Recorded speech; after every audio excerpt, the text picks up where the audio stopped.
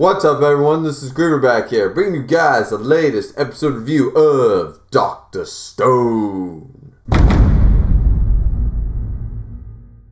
Now, this episode, I can't believe that I would say that the last episode, because the last episode was great, but I just have to say this right off the bat. Byakuya Kuchiki, step aside for a minute there, Slim. We got ourselves a contender for what Byakuya means in anime. This guy. Trust me, I love Senku's father. This is Senku's father, right? This whole episode is a past arc about Senku growing up with his dad, and how he got into science and all the fun adventures they had, and how his dad wanted to be an astronaut, but he failed the exam, and so Senku tried to help him, in his own roundabout scientific way. It didn't really help, but it motivated him to try even better, and then he passed it, and he became an astronaut, and he went into space, and all this stuff. Honestly, this review is going to be very short, because I'm going to tell all of you who watch Dr. Stone to go back and watch this episode again. I'm not going to really detail much about this episode. I'm just going to sit here for about the next 5 to 10 minutes and tell you how great this story is. Because we have, I'll recap really quick. Senku found out that the village was named after him, and there was these 100 tales that Ruri kind of brings up. That at the very beginning of the episode, she basically says, "Oh yeah, there's 100 tales. There was somebody else, and that explains." And Senku goes, "Well, that explains why you and Kohaku have definitely foreign blood in you and stuff. There was clearly some survivors or someone else that showed up to start. Somebody had to start the village in the stone world, and it's been that way for a long time. So somebody had to start it, probably from 3,000 years ago. Sort of idea." And Rory brings up, there are 100 tales, all these different tales about different people, speaking about, different things from history, and the final tale, the 100th tale, which is her favorite, so to speak, or whatever, and Rory remembers her mother telling her this tale, that this one actually happened, and blah, blah, blah, blah, and then we jump in to the past arc, and we see a young Senku, looking up at the moon and stuff. We see Byakuya, his father and stuff. He's trying to be the astronaut and all that stuff. The whole episode just goes through the life, as I said. At the end of the episode, he does go to space. We meet the other people, the other members of space. We get to know their personalities. We get to know who they are. Some people looking like some characters that we seem to see in the village, family resemblance much. And then we end up basically at the beginning of the series by the end of the episode. They're in the International Space Station, 6 characters along with Senku's father. They're there looking on as this green glow encompasses the Earth. They check, you know what?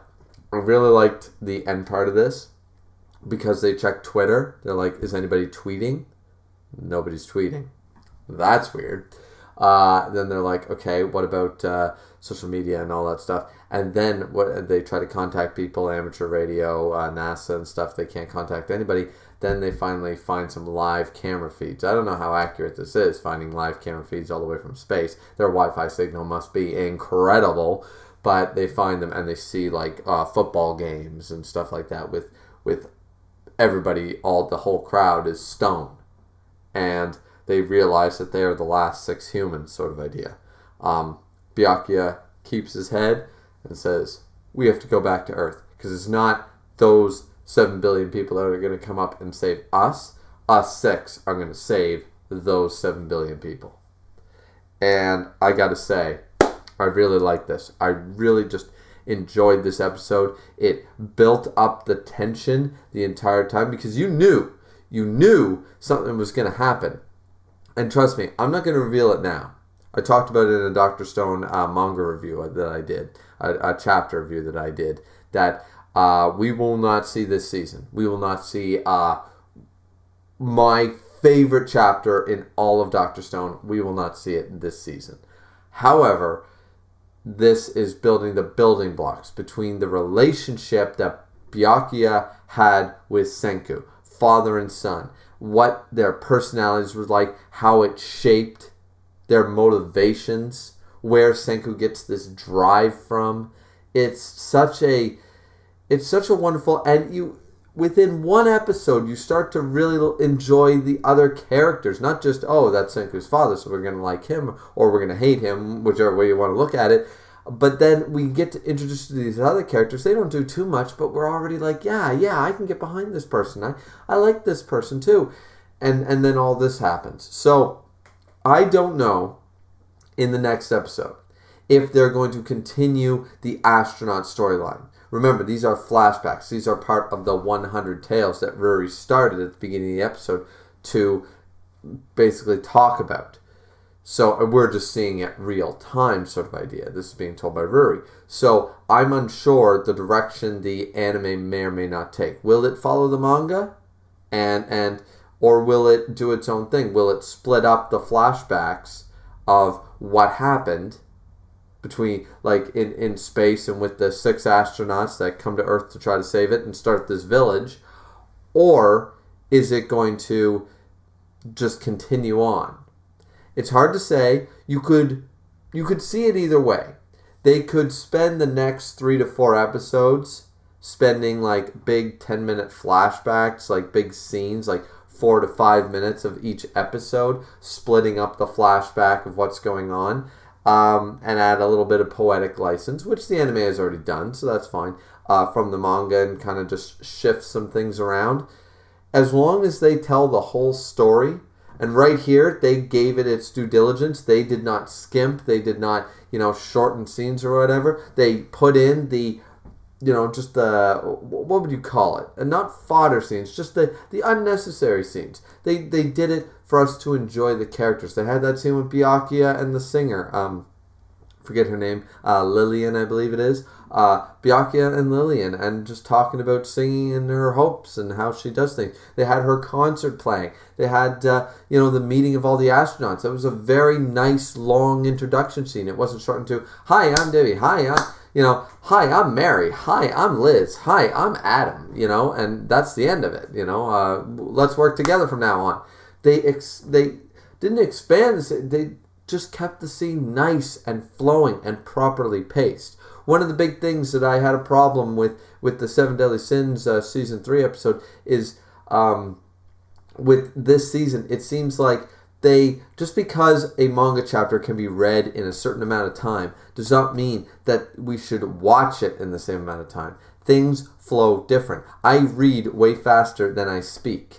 That's a fact. And even though I can talk very, very, very, very, very, very, very fast, that's not the point. You want a scene needs to come together, just because it shouldn't be people reading lines off of a piece of paper, just constantly dead tone and just reading it, this happened and that happened and that happened and that happened, all at the same tone, the same space, the same timing. It shouldn't be like that. People should take pauses and breaths and just let things flow properly. And this episode really gave us a full scope of that. Dr. Stone Season 1 is not trying to rush us to catch up. They're not trying to rush the anime. They are telling their story. They're animating it well. There's been a couple of hiccups here and there, but it's done very, very well. I'm fully enjoying it. I really want you guys to go back and watch the episode. If you haven't seen the episode, what are you doing here? Go watch it. If you have seen it, seriously, either pick up the manga and read up to this point, because you'll get those feels. And if not, go back and just watch it again. Just watch the episode again. Seriously, it's 20 minutes. 20 minutes. Trust me, now that you'll get an even more appreciation as you watch it a second time. I watched it twice. I really did. I watched the episode 15, and I went through that, and then I reviewed it and stuff, and I said, I'll just knock off one more. I spent the last hour watching Dr. Stone, before I decided to make this review, because I was just like, no, you know what? I need to see that again. That's how much it had an effect on me. That's how much. You ever get out of the movies, Ladies and gentlemen, you ever get into the movie theater after watching like a movie that you just fell in love with, whether it's something like The Dark Knight or an MCU movie, or maybe it's something like more abstract or something, but you get out of there and you're like, God damn, I want to go back and watch that again. I want to rewatch now that I know the entire movie and I'm not so caught in the moment. Now I want to go back and I know what's going to happen, but I want to look for other things. I want to watch this again. You ever get that feeling? Because I get that feeling. And this episode, to me, was that feeling. That being said, ladies and gentlemen, don't want to rant too long. This has been Griever, drinking responsibly, as always, as you can tell. Like, comment, subscribe, all that good stuff. Hit that bell notification if you guys want to know every single time I drop a video. Griever, as always, well, I mean, how responsibly should I really be drinking? I mean, I promote it, but anyways, guys, we'll see you next time.